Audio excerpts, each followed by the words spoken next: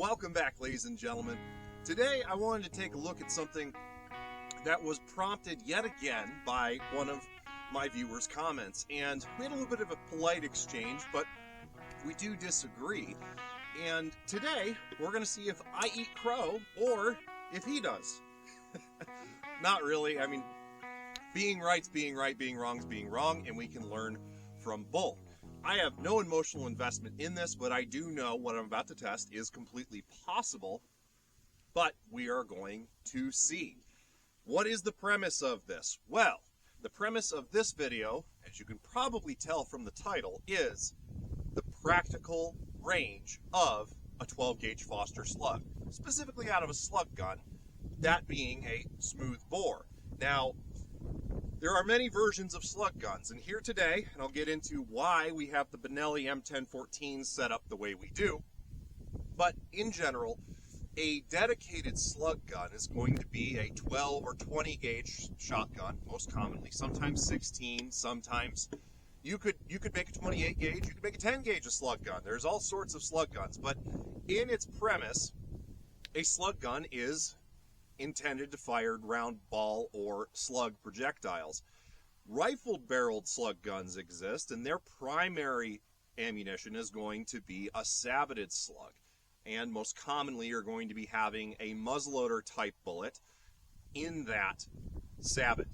Most commonly, at least at one point in time, a slug gun was a smooth bore shotgun, and I actually do use my Benelli M1014 as a slug gun. I have been successful in hunting with it before, equipped with a red dot. Today we have the M1014 equipped with a Nikon BUCKMASTER with a BDC reticle. It's a 1-inch tube, 3 to 9 power, standard run-of-the-mill hunting scope, and its drop compensation reticle is simply a small crosshair and then a series of circles down below. I have no clue what the dope is with a 12-gauge Foster slug out of this gun with those. Perhaps we'll find out today. But in summation here, this is the equipment we're using, and we're going to find out some stuff together. Now, going back to that comment, I had said in the testing the practical range of a 44 Magnum carbine that Foster slugs out of a shotgun that shoots them well are capable out to 200 yards so long as you know what your dope is and you're a competent shooter and have good equipment. Now, if a gun won't group slugs worth of crap, well, you're not going to really hit at 200 yards, are you? For the most part, a Foster slug's intended for 0 to 100, maybe 125, sometimes 150, depending upon your gun. Now, my personal experience with both a smooth bore and a rifled shotgun, firing Fosters, not sabots, but firing Fosters, is that Fosters can be effective. It's a big chunk of lead, an ounce or an ounce and a quarter, downrange. It doesn't matter really the velocity inside of 250, 200 yards. It's going to hit with enough authority and enough penetrative potential. It's going to dispatch a whitetail. Obviously, its primary range is going to be inside of that 100 yards, but sometimes in places that you can only hunt with a straight wall cartridge or a slug gun, you're not going to have that option. What if you see a buck of a lifetime standing out there at 175, 190, 200 yards? If you're competent and your slug gun shoots consistently with the ammunition that you've tested in it, why is that 200 yard not possible? That 200 yard shot. So that's what we're going to be looking at today. Now, just like in the 44 Magnum carbine video, here at 50 yards, we're going to print a group on paper.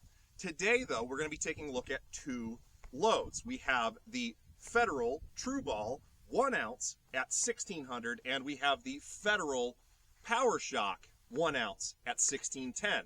They're effectively the same load. The difference being one Foster slug has a compression wad and a elastic ball or polymer ball that goes into the base of that slug to help it to obturate to the bore, which is supposed to give it better accuracy. The other is just a standard slug loading with, I believe, the same style of compression wadding to cushion that slug as the powder is burning and it starts its setback. So we're going to actually test the two, 3 rounds each, with the scoped shotgun, smooth bore, modified choke, 18.5 inches.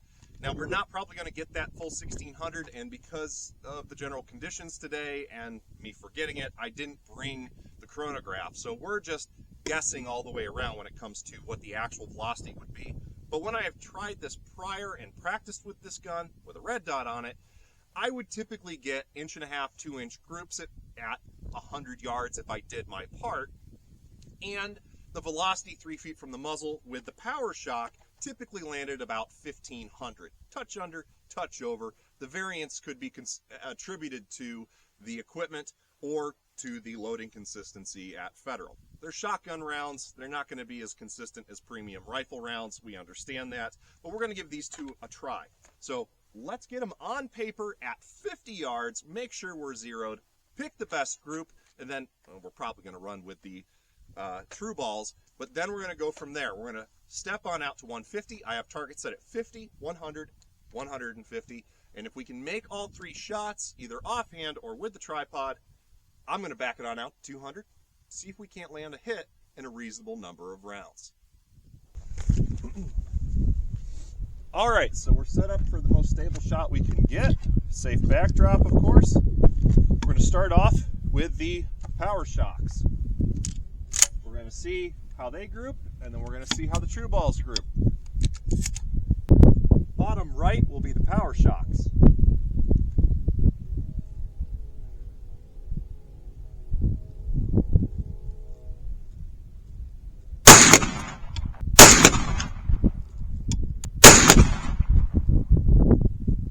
Not the best grouping at 50 yards. Looking like it's right around 4 inches. That could totally be me. And I don't remember having that bad of a group the last time I shot these and printed them out of my gun, but you know what? The results are what the results are. Let's go on to the TruBalls now, see if they shoot any better. Bottom left for the TruBalls.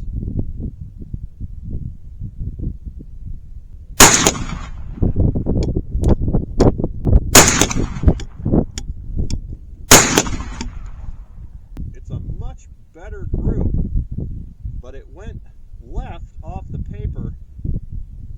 It is dead zero though, vertically. Horizontally though, we need to come right.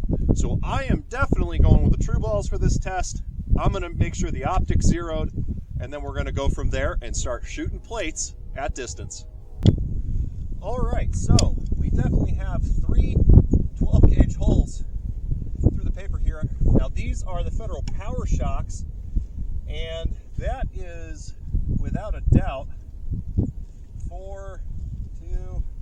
it's about a 4.5 inch group right there. 3 shots. You can definitely kill a deer. I'd feel confident out to 75, but for whatever reason tonight, it may be me, maybe the gun, whatever it is, those loads are not grouping the best. But if we go over here, we can see I have 1, 2, 3, and this hole right here, that was already there, and that is much smaller than a 12 gauge hole. That's from a rifle round. But I have 3 all in the line, perfectly, just about dead, zeroed vertically, but they are, let's see, 1, 2, 3, from the center of the group, you're about 4 inches to the left. So I did adjust the scope. We are zeroed at 9 power at 50 yards. So we're inside of a 3 inch group. Now center to center, that's going to be a little bit smaller obviously, but these are big honking chunks of lead going down range. So that TruBall is definitely a more accurate round, at least tonight in this setup.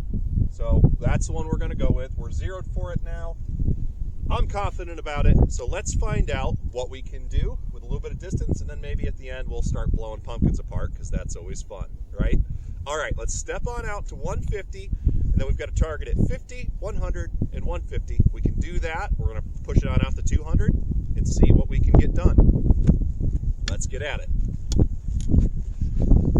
All right, here we are at our 150 yard position, and we're just going to show you here. This is our 50 yard. This is our 100 yard, and then the blue plate all the way in the back where the target board is, that is our 150 yard target. Now I'm going to start by shooting offhand standing, but if I start to struggle, well, we're going to go right to the tripod to give us some assistance, as you probably are going to have time on a deer to be able to set yourself up steady against a tree, steady against something before you take that shot. But we're going to do it the same way we did it with the carbine video. All right, we are going to load and make ready now with the 1 ounce TruBall slugs. I turned the scope down to 6 power. We're just going to leave it there for right now. We're just going to load our 7-round mag tube here. And we will get to work. I'm going to say we pretty much disqualify if we can't hit within the first 2 rounds. But this is all just ad hoc. We're having fun. We're testing something out here and seeing if we can't make it happen. All right. That is 7 in the tube, 1 in the chamber. Do you think I can make the 50-yard shot? I think I can. Let's take a look here. Yeah, that's a gimme right there. Now for the 100. Let's see.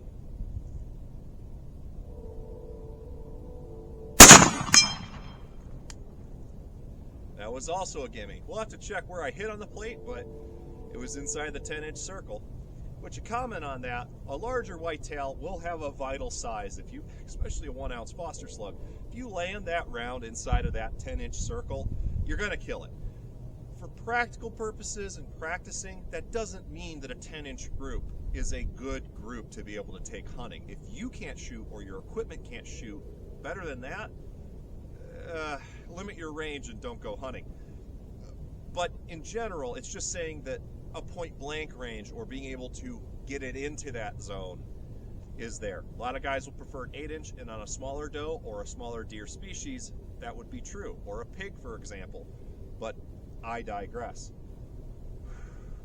Let's see if I can land that hit at 150 now.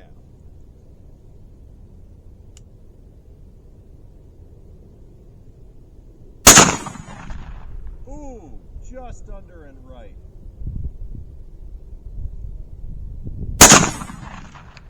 I think we've disqualified ourselves. Let's see here, Can I tighten up on my sling a bit? Okay. I rushed that second shot, I think. We're going to take a breath here. Let's see if I can get it done at 150. Let's see.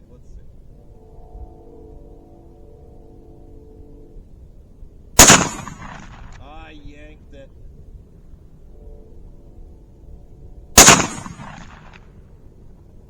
Nope.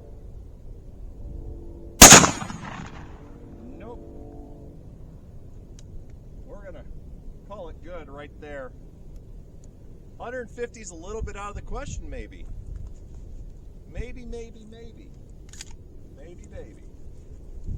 All right. Let's see here. 3 rounds in the gun. Well, there went like $9 or so in slugs. Let's sling up. I'm going to adjust the camera here, maybe. We'll leave it be, actually. I'm going to take a knee because I apparently suck and can't get it done at 150, so somebody might be right. Practical range, probably 100 yards, right? But let's take a knee and let's see.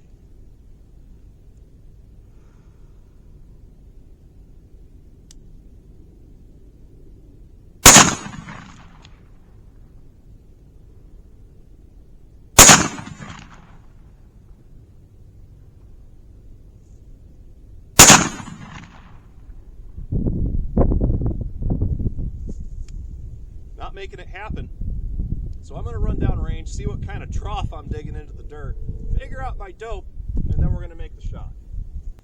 All right, we're losing light fast here on this early December day on the plains of Nebraska. We're going to get our slug gun set up in the tripod here. We're going to see if we can't get a slug on target. Believe it or not, I was pulling shots right offhanded at 150. with a slug gun. Who would have thought? But I was actually, my first hold was pretty reasonable, but after that, I ended up holding too high, and I was zipping slugs, arcing them right over that plate. So I think what we're going to do is I'm going to hold my crosshair, the center crosshair, right at the top of the plate. We'll see if we hit it. If not, I should see a plume of dirt if it skips right underneath it. And we'll find our dope, and once we know our dope, we can have a perfect holdover and know where we hit it 150, can't we? So let's take a look and see what we can get done.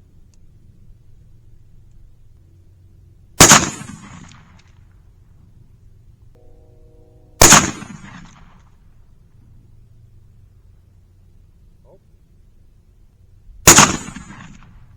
Nope, a little bit higher. Nope, a little bit higher.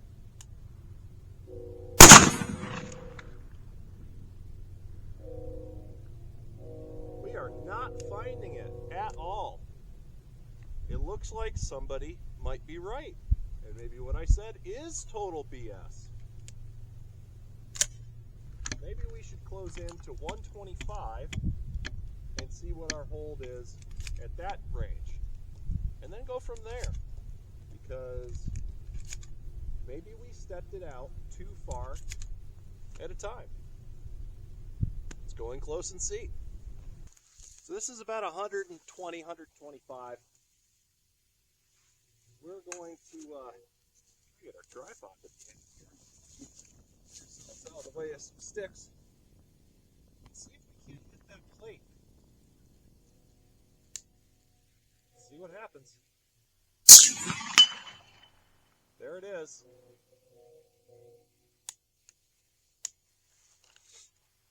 I can see it hit center just a little bit low, but I know my holdover now at 125. See if I can do it again. 2 for good measure, right?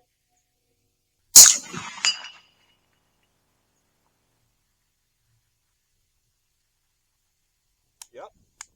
All right. Well, let's back it out 10 yards at a time and see what happens. Let's go to 135. Okay, here we are at around 135-ish. Ooh, no, it did not.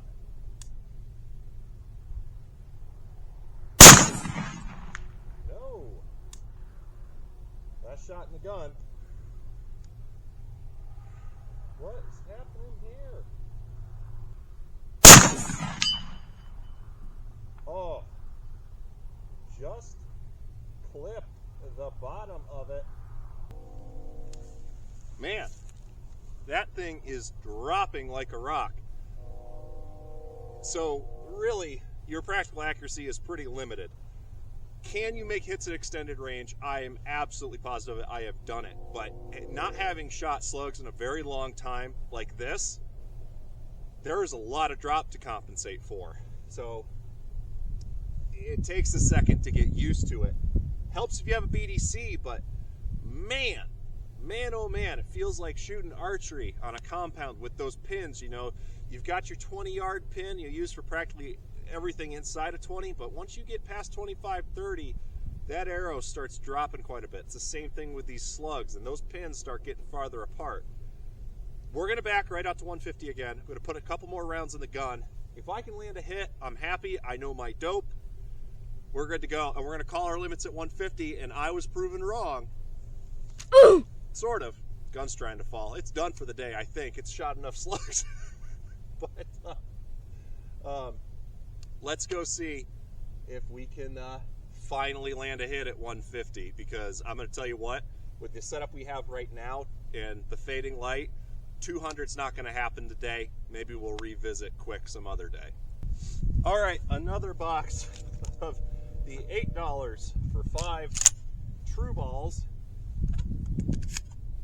And if I were using the low recoil version, which cuts 300 feet per second off of the start velocity of at least the box rating, I don't think we'd be doing even as well as we're doing tonight. So it's really comes down to getting load specific. Tighten down our tripod a little bit. Okay, so I know that at 135, That was my hold. I'm gonna say, ooh, I'm just guessing. I'm gonna hold where I think it is. If it don't hit it, I think we're gonna have to keep raising the reticle and lobbing this sucker in. Let's see what happens.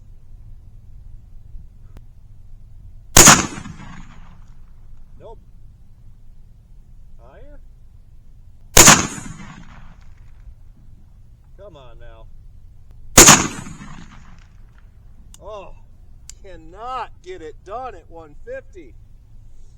Oh, let me see it at 100 again. Let me see it at 100 again. Okay.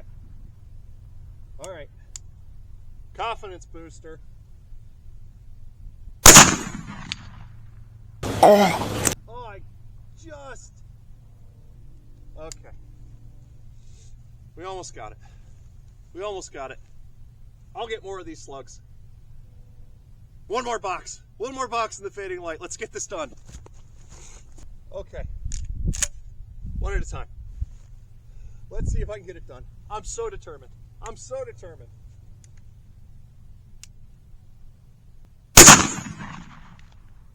Ah, we're losing. We're losing so hard.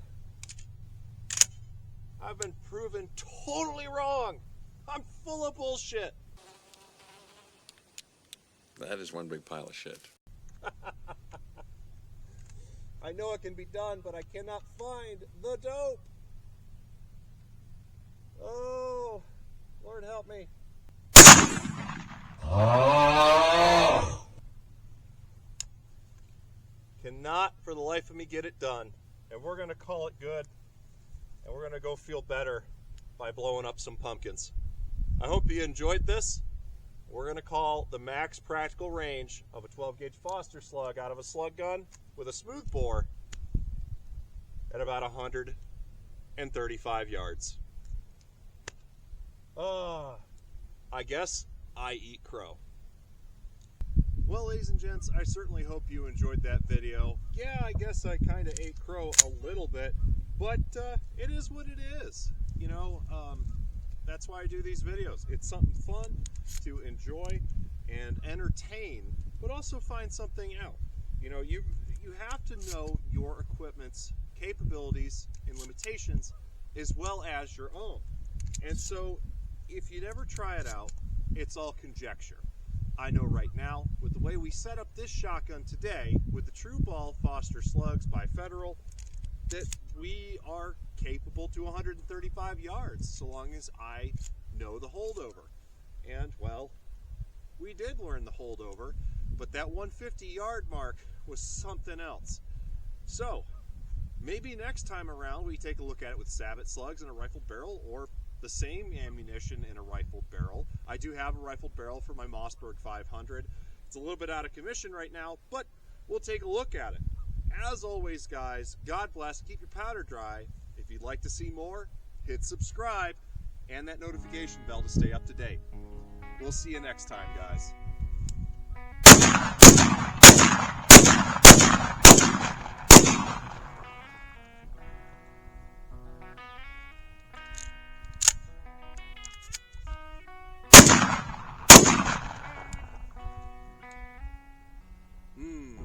Shot shell powder in the evening.